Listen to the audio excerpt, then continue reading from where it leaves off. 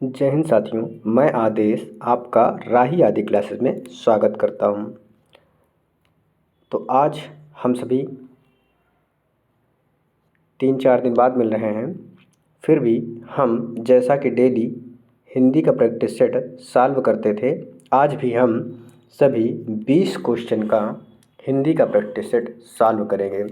उम्मीद है आप सभी लोग पूर्ण रूप से सहयोग करेंगे, अपना प्यार बनाए रखेंगे। क्लास को शुरुआत से अंत तक देखिएगा। इस क्लास को आप सभी अधिक से अधिक लाइक एंड शेयर कर दीजिएगा। अब हम अपनी क्लास को शुरू करते हैं। हमारा पहला क्वेश्चन है कि निम्नलिखित में से सकर्मक क्रिया छांटिए। तो हमें इसमें बताना है सकर्मक क्रिया। सकर्मक क्रिया की पहचान हम जब जो भी शब्द दिया गया हो उसमें क्या शब्द को लगाकर जब हम प्रश्न करते हैं तो हमारा उत्तर जो प्राप्त होता है तब सकर्मक क्रिया होती है, और जब उत्तर प्राप्त नहीं होता है तब वह आकर्मक क्रिया होती है। जैसे ऑप्शन ए चलना, क्या चलना, कुछ पता नहीं होता है, आंसर नहीं आता है, तो चलना एक आकर्मक क्रिया होती है। जैसे सोना, क्या सोना, कोई उत्तर प्राप्त नहीं होता। मुस्कुराना, क्या मुस्कुराना, किसी कारण से आप मुस्कुरा सकते हो लेकिन क्या मुस्कुराना नहीं। लिखना, क्या लिखना, पत्र लिखना, कविता लिखना या कुछ, क्या लिखना, इससे हमें प्रश्न का उत्तर मिल रहा है तो यह हमारी सकर्मक क्रिया हो जाएगी। ऑप्शन डी लिखना हमारा सकर्मक क्रिया हो जाएगा। अगला क्वेश्चन है हमारा, कौन सा शब्द अंधकार का पर्यायवाची नहीं है। हमसे पूछा है अंधकार का पर्यायवाची नहीं है। तम मीन्स अंधेरा होता है, यह अंधकार का पर्यायवाची है। अंधेरा भी होता है और तिमिर भी अंधकार का पर्यायवाची होता है। जो अमावस्या होती है वह अंधकार का पर्यायवाची नहीं होती है। तो ऑप्शन सी राइट आंसर। अगला क्वेश्चन है हमारा कि युग्म जो है, जो सही है उसे हमें चयन करना है। शुद्ध युग्म कौन सा है हमें बताना है। जैसे आकर, आकार, जो आकर का लिखा हुआ है, आकर मीन्स खान होता है, आकार का आकृति होता है, यानी हमारा राइट आंसर ए सही हो जाएगा। यहाँ पे जब कुल है तो वंश है, यह हमारा सही है। लेकिन कूल का शीतल नहीं होता है, क्या, कूल का शीतल नहीं होता है, यहाँ पर क्या होगा, किनारा होता तब सही हो जाता। यहाँ ऑप्शन डी में देख लीजिए, सर लिखा है, सर मीन्स क्या लिखा है यहाँ, भला आदमी, भला नहीं आदमी, यहाँ होता है सर का तालाब होता है। यहाँ निर्जर का शून्य लिखा है, शून्य नहीं होता, देवता होता है। तो हमसे पूछा था सही युग्म, शुद्ध युग्म, जो कि हमारा शुद्ध युग्म क्या हो जाएगा, राइट ऑप्शन या राइट आंसर हमारा ए ऑप्शन हो जाएगा। क्या हो जाएगा, ए ऑप्शन हमारा सही हो जाएगा।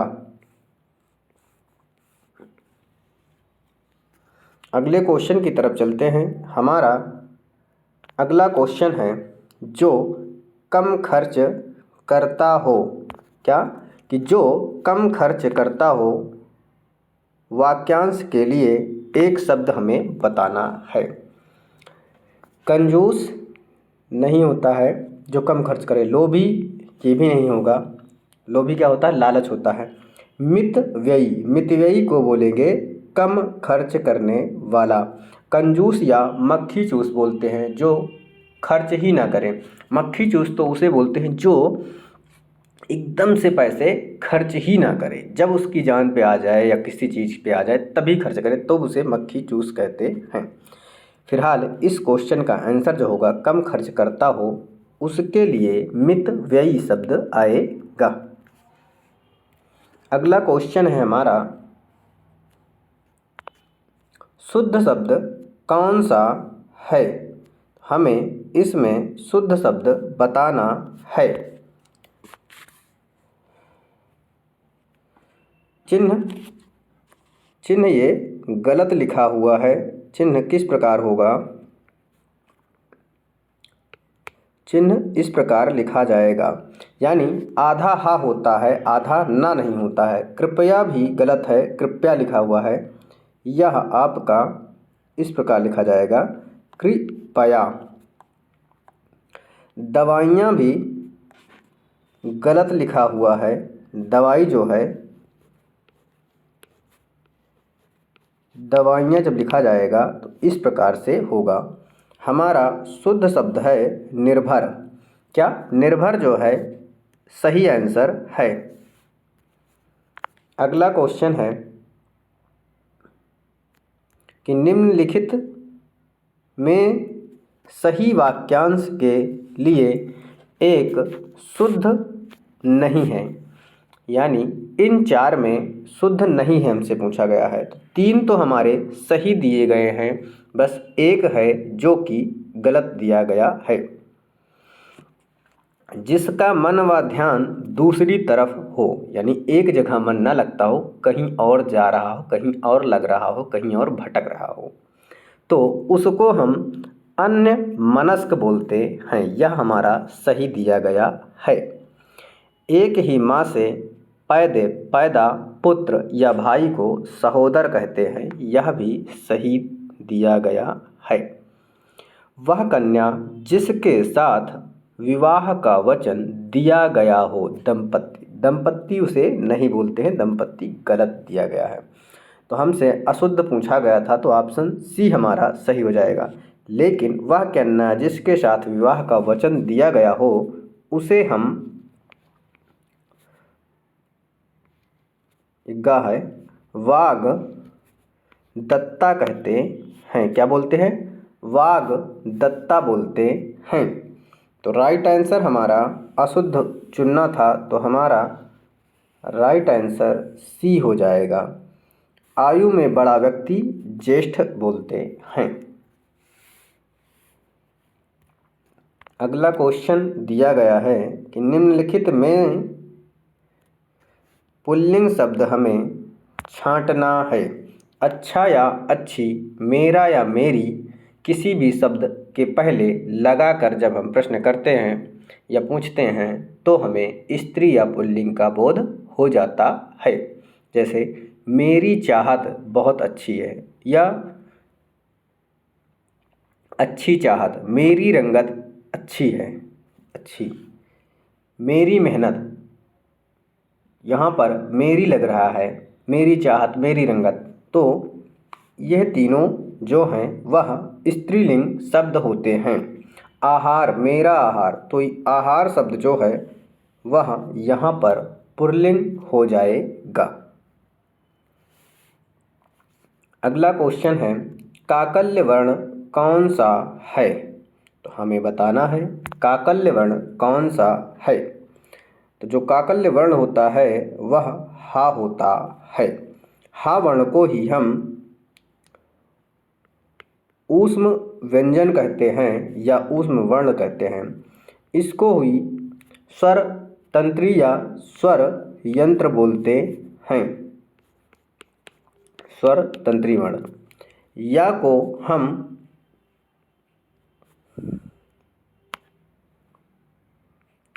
तालु होता है और इसे अंतस्थ व्यंजन के अंतर्गत रखते हैं। सा जो है वह दंत वर्ण होता है और सा ऊष्म वर्ण के अंतर्गत भी आता है। णा जो है वह मूर्धा वर्ण के अंतर्गत आएगा, या हम नासिक्य भी कह सकते हैं। तो यह आपके लिए अतिरिक्त जानकारी कुछ थी। अगला क्वेश्चन है या का उच्चारण स्थान। अभी आपको बताया गया था पिछले क्वेश्चन में, या का उच्चारण स्थान क्या होता है? तालु होता है। अगले क्वेश्चन पे चलते हैं। अगला क्वेश्चन दिया गया है अतीन्द्रिय में उपसर्ग बताइए। अतीन्द्रिय में हमें उपसर्ग बताना है। अतिधन,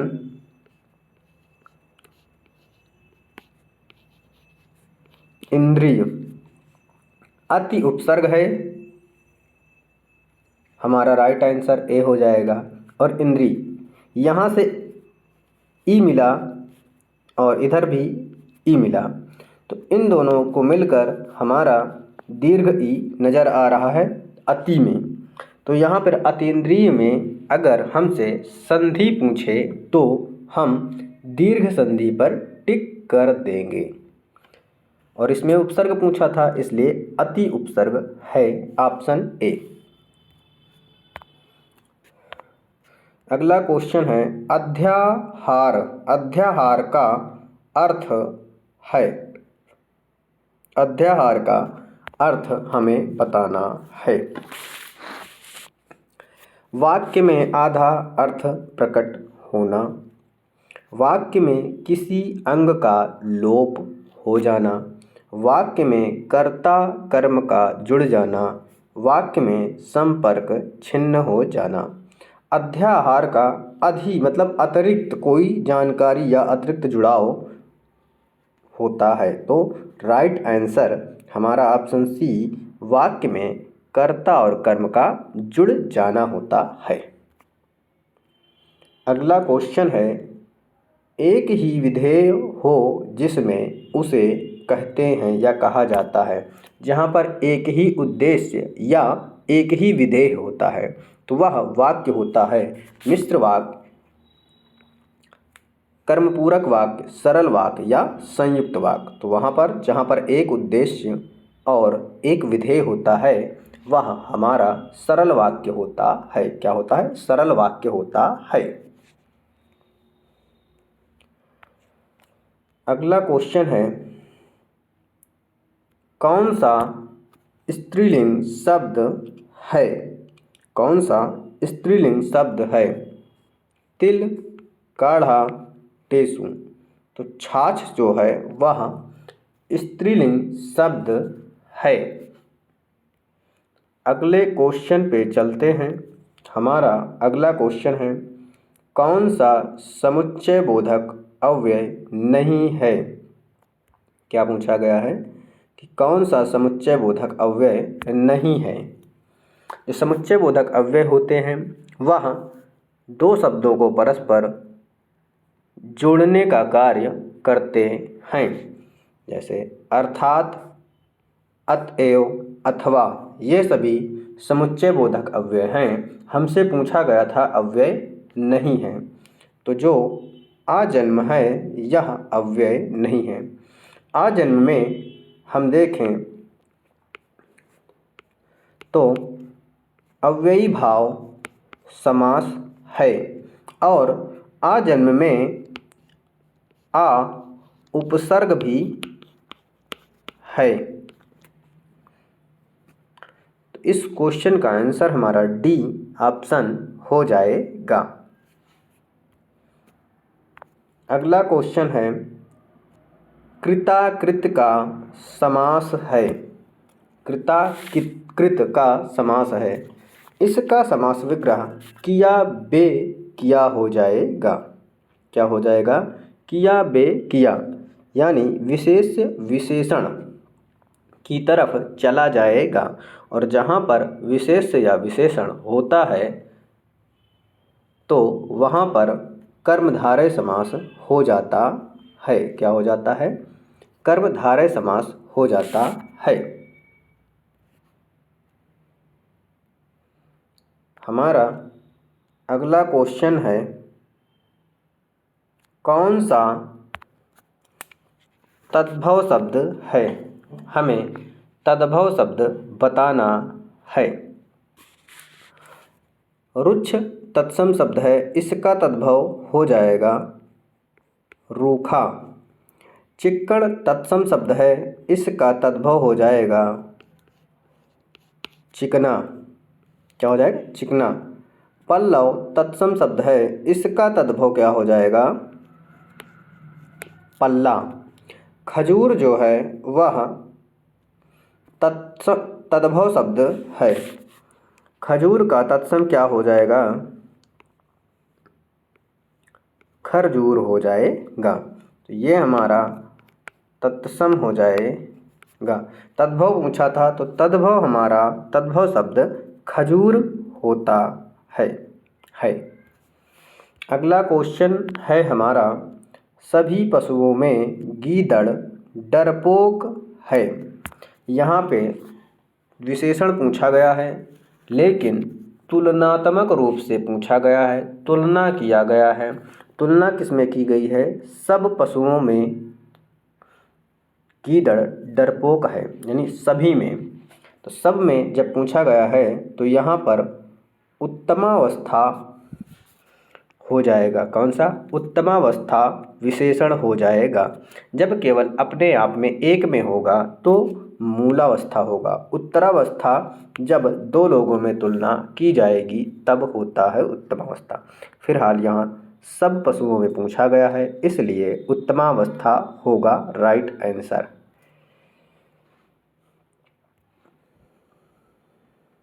अगला क्वेश्चन हमारा है, अ धन ए मिलकर अय होता है। क्या होता है? अय होता है। तो यह किस संधि का उदाहरण है? तो जैसे जहाँ पर या जिस संधि में अय और आपको औ मिल जाए, ये दोनों मिल जाएं, तो वहाँ पर आंख बंद करके क्या मतलब, आप किसी भी बिना सोचे समझे टिक किस पे कर देंगे? वृद्धि संधि में टिक कर देंगे।